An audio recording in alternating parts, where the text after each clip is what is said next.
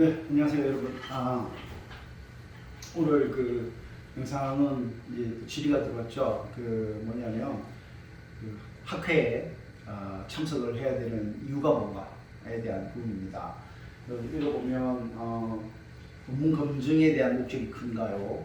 아니면 트렌드 및 정보를 얻기 위한 게 더 큰지, 또 그와 관련해가지고 어떤 학회에서는 질이 떨어지는 경우에 이제 학교 쪽으로도 이렇게 경고 조치를 취하는 학교도 있다고 합니다.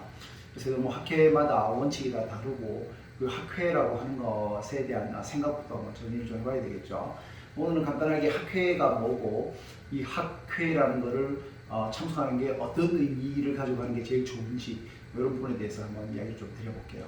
학회라는 건 저도 이제 지금 Asia Society for Innovation and Policy라는 학회에서 그 활동을 좀 열심히 하고 있죠. 왜냐하면 그 학교에서 내는 저널이 있고 그 저널의 에디터로서 이제 활동을 하고 있기 때문에 그 저널은 Asia Journal of Innovation and Policy라는 저널입니다. AJIP라는 저널이고요. 근데 이제 이 학회라고 하는 건 기본적으로 학문을 하는 사람들이 모여서 그 학회에서 다양한 활동들을, 학문적인 활동들을 하는 거죠. 근데 학회라는 게 범위가 이제 있어야 될 거 아닙니까? 같이 필드에서 모이는 사람들이 같이 하는 거니까 학회 창립 멤버가 있고 이 창립 멤버를 통해 가지고 꾸준하게 학회 활동을 하면서 그 학회의 그 레피테이션을 유지하는 거죠. 이제 그러기 위해서 이제 크게 이제 또 하는 일 중에 하나가 학회지를 이제 발간하는 겁니다. 학회지를 발간해서 그게 이제 우리 동료뿐만이 아니라 이 분야에 다양한 사람들에게 큰 영향력을 줄 수 있게끔 하고, 그러면서 학회가 또 유지가 되는 거죠. 학회를 열게 되면 학회에서 이제 등록비라는 게 있고 그 학회 운영비를 만들어내기도 하는 거죠. 그래서 기본적으로 학회가 다른 곳을 통해서 돈을 따오지 못할 경우에, 한국학회 같은 경우에는 그런 경우가 많습니다. 영역 과제 같은 걸 많이 수행을 하죠. 학회를 통해 가지고. 미국 같은 경우에는 보통 그 학회가 좀 자발적인 형태로 운영이 되고, 그러면 이제 NSF라든지 이런 데 어플라이를 해야 되는데 사실 굉장히 그 받기가 어려운 그런 부분들이 좀 있긴 합니다. 근데 이거는 또 분과마다 다 다르기 때문이고, 저는 주로 이제 활동하는 학회가 그 리저널 사이언스라는 학회거든요. 그래서 그런 것들을 볼 때 우리가 이제 학회에서 학회지라는 게 있고 학회를 통해서 발간되는 것들이 있을 수 있습니다.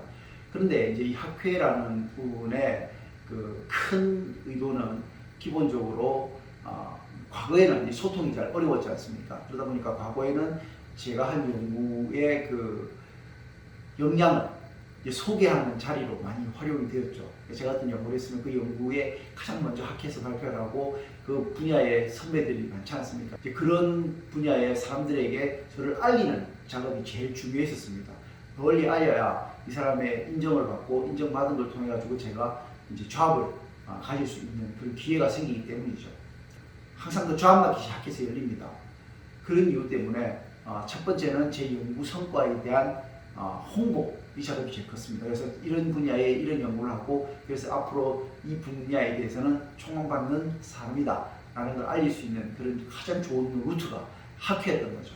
실제 그 학회에서 제 연구 성과물을 발표했을 때 연구 성과물에 대한 그 비판이 중요하냐, 저를 알리는 게 중요하냐 그랬으면 저를 알리는 게 더 중요한 거거든요. 뭐 그 과정에서 이제 다양한 담론들이 있지는 하지만, 사실 학회에서 새로운 연구를 한다 그러면 주위 분들에게 논문을 돌려서 검토를 받을 수 있는 그런 게 오히려 더 꼼꼼하게 검토를 받게 되겠죠. 또는 학회 참석하지 않고 바로 저널에 서미션을 하게 되면 오히려 훨씬 더 좋은 논문에 대한 비판과 내용들의 검증을 받을 수가 있게 됩니다.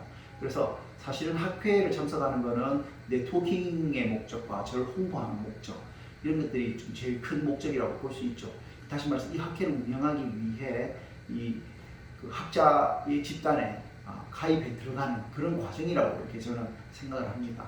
그래서 그 학회를 통해서 본인을 홍보하고 또 이 학회 일원이 됨으로 해서 스칼라 집단에 조인하게 되는 그런 입문의 기회가 학회의 기본적인 역할이 아닌가 싶고요. 두 번째는 최근에 그 학회 논문이라는 것도 그냥 하는 게 아니라 논문 심사를 받아야 되거든요. 그래서 그 학회에서도 억셉을 하기 때문에 학회에서 뭐 다 가는 게 아니고 최소한 뭐 3,000개의 논문들 다 받을 수는 없지 않습니까? 예를 들어서. 그래서 그 학회에서 준비된 세션에 들어가기 위해서는 한 해에 정해져 있는 거고, 그 어떤 분야의 연구가 굉장히 빠른 속도고 연구량이 많다 그러면 엄격하게 학회 학회 관리를 하게 됩니다.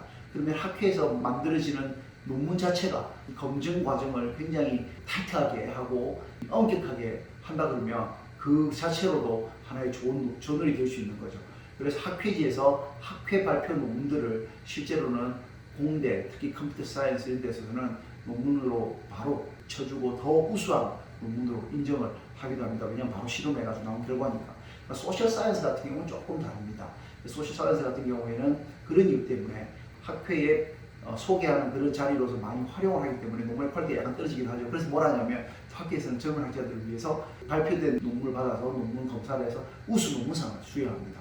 그래서 이런 과정을 통해서 논문의 질을 담보하려고 그러고 학회를 1년에 한 번씩 하니까 미리 그것과 관련되어 있는 프로세스들을 몇 개월 전부터 다 준비를 하는 거죠. 1년 전부터 준비를 해서 6개월 전에 통보를 하고 그다음에 논문들을 갖다가 3개월 전까지 다 받아가지고 그다음에 리뷰어들한테 다 서큘레이션해서 이 사람의 학문적인 질을 보장하고 학문적인 교류를 할 수 있게끔 그렇게 진행을 하고 있습니다.